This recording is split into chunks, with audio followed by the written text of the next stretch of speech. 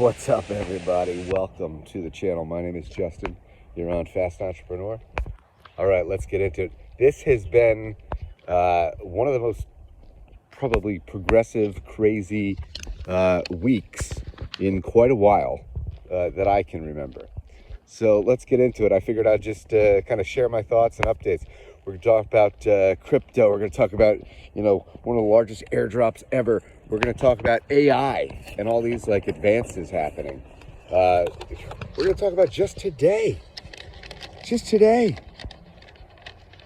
Zksync mainnet live and what that means, why it's so big and so important. Wow. And before I forget, I want to give a shout out because tonight, probably the biggest game of college basketball season. That's right, the Princeton Tigers, the Cinderella team. Shout out. They're going live tonight, 9 o'clock versus Creighton. So go Tigers. Wow, it's going to be madness. All right, where do we even start? I don't know. Is anybody else feeling like this week was just, we're talking about light speed, exponential. I think that's kind of this magical future. I think, I don't know about you, but this was quite a week. It seemed like every day you turned around, there was something new. So where do we start? Let's start with, first let's say, nothing I say is financial advice. Always do your own research, but you already know that. All right, let's talk about crypto. So if you're not familiar, we'll just do a quick catch up. What are airdrops? Basically, it's like free money that rains out of the sky from these projects. As long as you were, like an early user, help test out the protocols. Okay, we've had a few of these projects that have done similar things. And this week, Arbitrum just launched. So what is Arbitrum? Well, Arbitrum is a scaling solution. It's an optimistic rollup, right? Unlike what we're going to talk about later, ZK rollup with Zksync, but it's an optimistic rollup to help scale Ethereum. And so, why is it important? Well, it can help make faster transactions for the users. It can, I heard it put this way. How many extra Ethereums do you get? It's kind of like a linear scaling solution. So maybe it, brought the costs down, I don't know, maybe 5 or 10-fold. And maybe, it gets you, say, one more Ethereum or 3 more Ethereums or 7 more Ethereums. All right. Well, that's all great. Well, anyways, they launched their governance token. And surprisingly, they did have, expected, congestion issues because too many people were trying to, all claim at the same time. It was funny, a lot of people writing up tutorials, and all this stuff, how to be the first ones to claim. None of that seemed to matter. But at the end of the day, the token itself did not really seem to have the major dump. It did come down in price, but that's just because probably, silly people were overbidding at the beginning. But, it's been right now around I don't know, between say $1.20, $1.20 and $1.50, something like that. Now, who knows? Maybe the hype will die down in a few days. Maybe we'll see a little dip. Or, maybe this will be something different that, that we haven't seen. I think on CoinGecko, it was something in the mid 30s in terms of coin. Some people think that this will be a top 10 coin.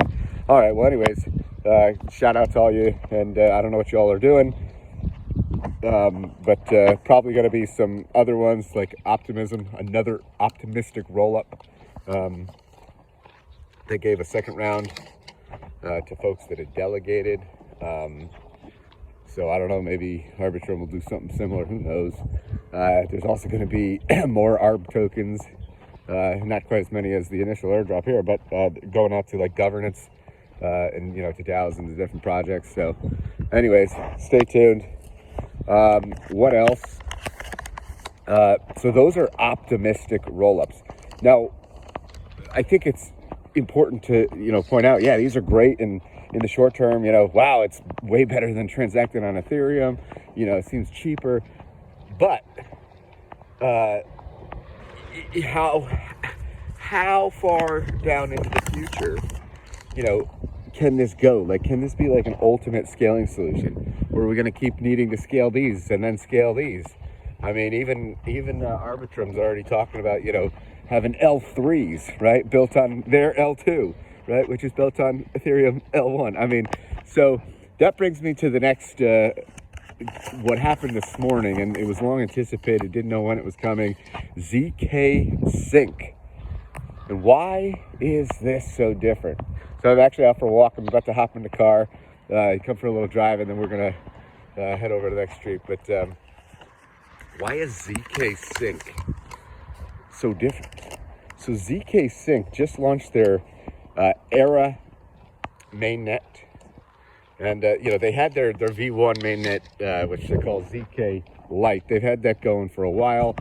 Some folks, you might have bridged over early on. There wasn't a whole lot to do on it. You could trade on zigzag, whatnot. Some people speculating, for a potential airdrop, which, listen, if there is an airdrop, not financial advice, but the amount of money that Zksync raised, you can look it up, pretty staggering. And I think they've already said that that they do plan to, give back to their community.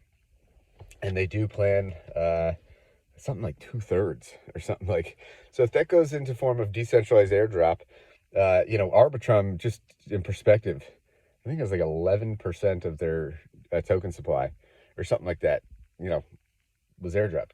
So Zksync is going to do like 67% or something like that. I don't know, check my math.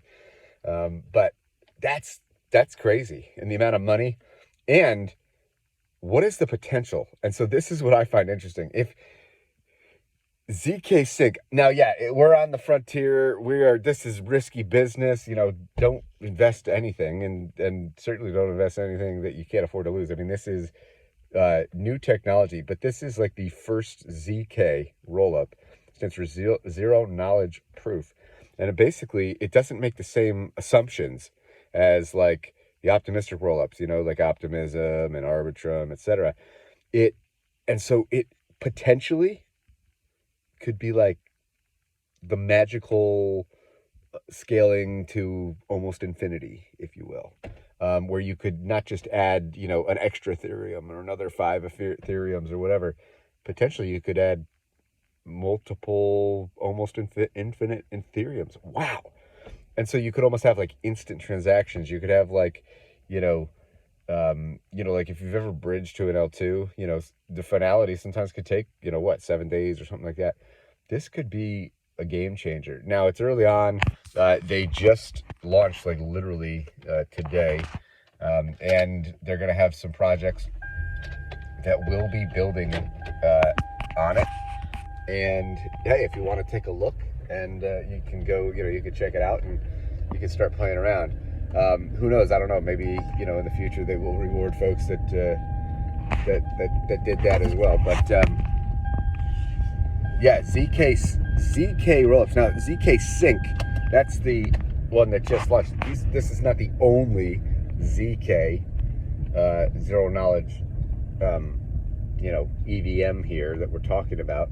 Actually, I think Polygon ZK EVM likely soon. There's others, but Zksync is first to market. And if you listen to these guys, they've been planning for a while, and I think that they're probably in some way, shape, or form like the leaders out in front here.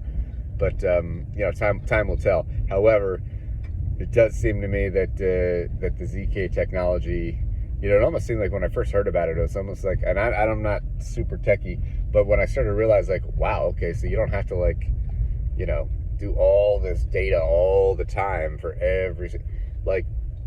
but you could actually still have this trustless computation. And so, it's kind of like, think of like what traditional like fintech does, right? I mean, it's like, you got these like big companies spending so much millions of dollars for servers to try and get as close and the lowest latency possible so that they can do this and do that. So, it may be possible with ZK technology potentially in the future to have that occur, which would be kind of neat. What else is there, folks? Yeah, so anyways, that's been big. Let's go to AI. So AI, crazy week in AI, by the way. And it's not something I am following the AI narrative. I dabble with some of these little tools, but I can't say that I'm really head into it quite yet, but I am kind of keeping an eye on it. And so it just seems like yesterday, I mean, I guess it was just a few months ago, where GPT came out, right? And then they had their API, and then Microsoft invest $10 billion, and then Microsoft incorporates it into their Bing, but they didn't use the GPT 3.5. They used the upgrade GPT-4, and I tried it, and it was like, yeah, wow. Well, the first time I tried it, it was like, so it was like, but then the next time, yeah, it works, and it's certainly an upgrade. And then you got like Google and Bard, and you got all these other like NVIDIA. So like, I mean, I can't keep track of this. NVIDIA apparently just the other day, like, gonna allow like anybody, like any company, to basically run like their own, like, if you will, their own like GPT environment in the cloud and customize it with your own data sets.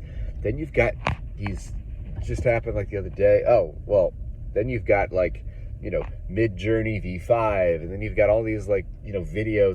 I mean, this stuff is getting crazy. Then you get these voice. This is getting crazy real fast. And then just the other day, now there's, now I don't think this is completely out for everybody, but for Chat GPT, if you want, you can sign up for like $20 or something like a month, and you can, have limited more access. But not everybody has this one yet. Plugins, basically. I mean, this to me, we're getting closer to the world where if you can not only think it, but if you can just speak it, what do you want? And it just goes boom, and it just shows up.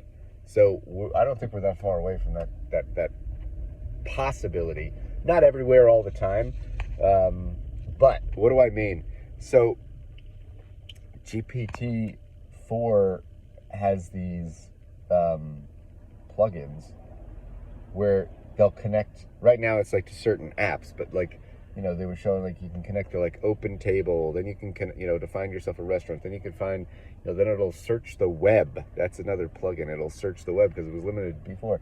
Search the web, then it'll find ingredients, then it'll use the plugin for Instacart, and it'll order, and it'll have, you just click a button and everything's already, in there, and then it's sent to your home. And like, I think I could see how kind of where we have apps built for our phones, I could see how this new environment type world here could be very similar, where potentially we can have, competing AI systems and, developers creating different plugins. I mean, it could get real wild real quick. So, I don't know how long it's going to take. Then, if that wasn't enough, then you have Microsoft. Yeah, what did they say? Oh yeah, they said, you had this Copilot thing, and I was watching it. It basically, like, I mean, if you're like an admin assistant, like, I don't know, watch out, because either you're going to be using this or somebody else is going to be using it. But I mean, this thing will like literally, you just text it, like you're texting ChatGPT. It'll go through, read your emails, read your Excel spreadsheets, glean data from it, send emails, blah, blah, blah, blah, blah. And then you hook that in potentially in the future with like these plugins or, Zapier, and, this could get wild pretty quickly. So, I don't know. Anyways, I thought that this was just a pretty crazy week. And, I haven't played around with all that AI stuff, but just to kind of be watching, I was, more into what was going on with crypto and Arbitrum and Zksync and, this stuff, looking into that. And basketball, it's March Madness. So, can't forget. And the weather's getting a little nicer here, if you can see. I mean, last time I was out, we had a bunch of snow on the ground. You can see a lot of it's melting. The birds are all chirping. The birds are chirping. And yeah, I mean, it feels like I was even going to wear like a winter jacket. I don't think I need to today. But it feels good to be outside. It feels good to be moving and walking, getting some vitamin D. What are some other things? Got some Brooks's chicken. Now, if you're not familiar with Brooks's chicken, I don't know if they have it everywhere, but up where I am in upstate New York, people love this stuff, Brooks's chicken. More importantly, they love these ribs. But what happens is, so they're out, I guess they're based out like, Oneonta area. I heard about it because it's where my parents actually met. And, but so this Brooks chicken, they take their like chicken, truck, and they travel all over the place. They set up for like a day, whether they go to churches or this one was at like a firehouse. And they just do like these pop-ups, and people like come from miles, like literally miles. Sometimes I've seen people like stand in line for like 45 minutes beforehand. How do I know? Because I was one. now I don't do that too often now. Now I realize, hey, if I just show up like 5 or 10 minutes after it starts, I'll take my chances. They usually don't run out of the chicken. They haven't had ribs in a while, but the ribs are pretty good.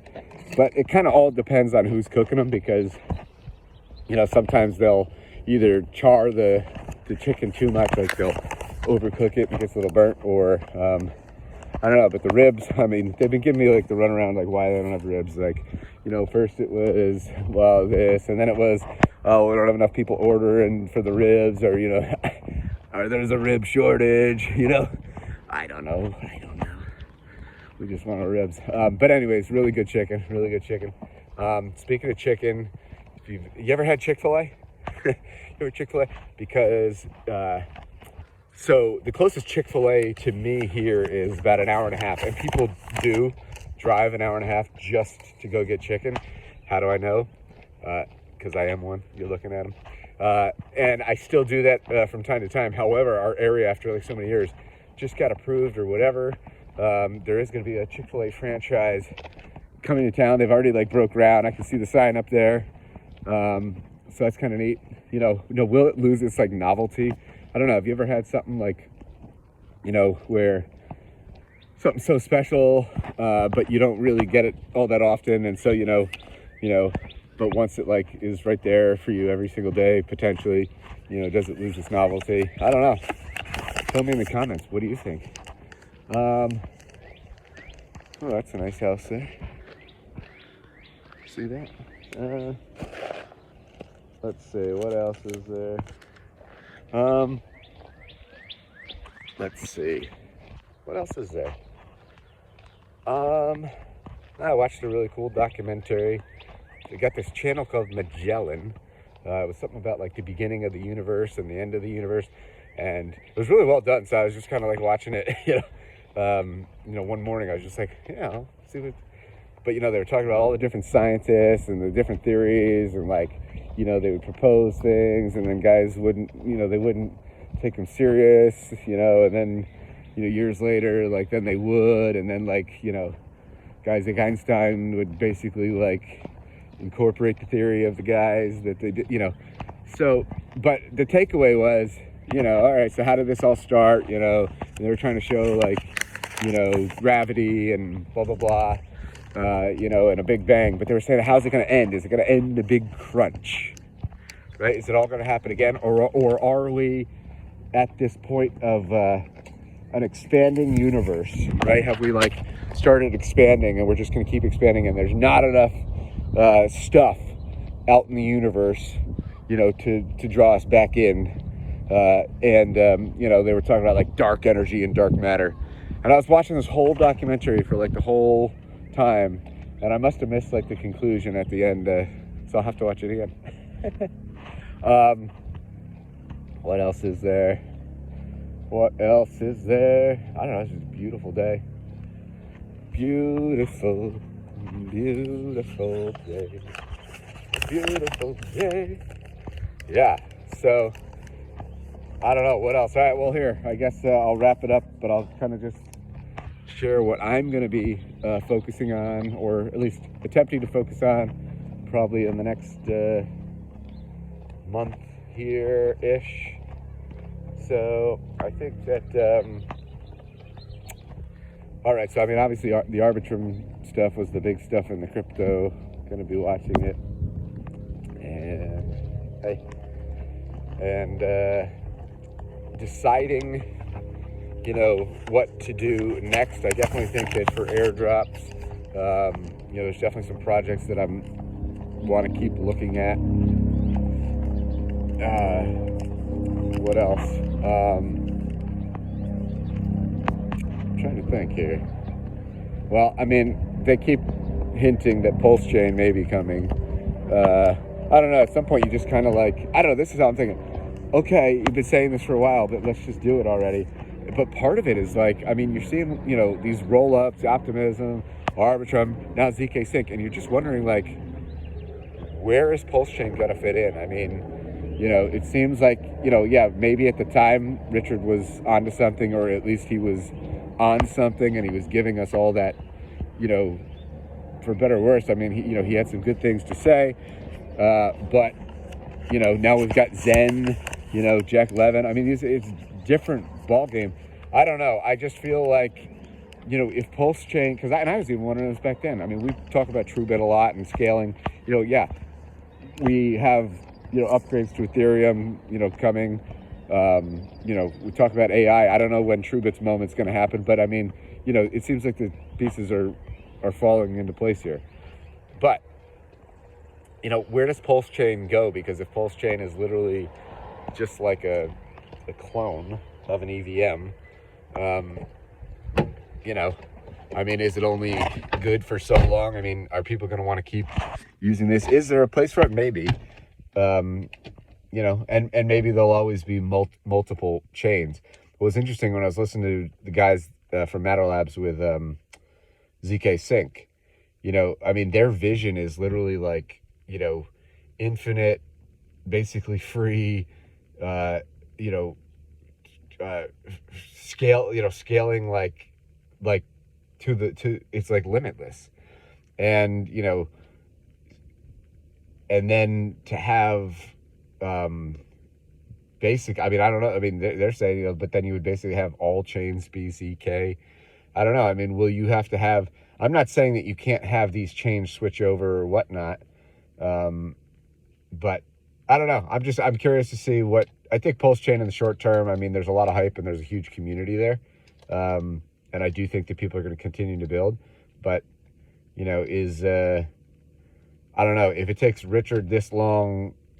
For me, it just seems like, I mean, you got, what Jack Levin with Zen has done in like a month or two, and then he's going to be rolling out his own. I don't know. It seems like, I mean, Richard, we're in exponential times. I don't know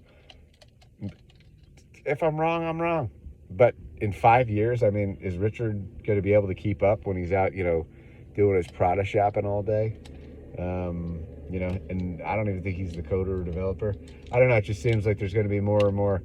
And then, I mean, forget all this. There are now big players, and we're talking like Amazons. We're talking major players coming into the space. And then with all that to boot, then you got regulation, right?